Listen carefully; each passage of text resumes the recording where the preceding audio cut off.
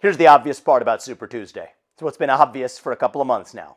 Donald Trump is going to be the Republican nominee for U.S. president. That's obvious to me, obvious to everybody else. Now here's the part that's obvious to me, but seems less obvious to the rest of the media. Actually, I think it's obvious to them too. They're just hiding it. Joe Biden is not going to be the nominee from the Democratic Party. Look at the way the left-leaning press is treating him. Look at the way in which the managerial class and the Democratic Party even has now begun to hang him out to dry. The Hunter Biden corruption saga. Why is it only coming out now? Why is even the other aspects of Biden's frailties that have been visible for a long time only now being taken seriously by the media as his polling numbers crater? The fact of the matter is they're preparing to move him to one side, but they're doing it with a special twist. They're baiting Republicans into focusing on defeating Biden when they know that's a false target. It's like a feigned retreat in warfare, what they call a feint. Lead the enemy to a false target only to actually ensure that they should have gone in a different direction that they didn't.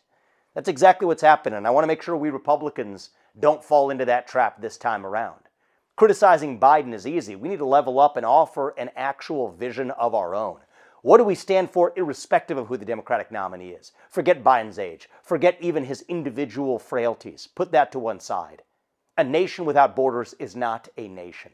We pursue excellence in the United States of America. That's who we are. We embrace economic growth instead of apologizing for it. We're proud of being citizens of this nation. We take care of our veterans. We actually make sure that we take care of our own in this country instead of sending our military to defend somebody else's border halfway around the world. These are core principles that we need to articulate regardless of who that other nominee from the Democrat Party really is. And if we do that, we're going to have an election in a landslide that delivers Donald Trump to the White House with the same mandate or greater that Ronald Reagan did. I think we can get there. I'm confident we will.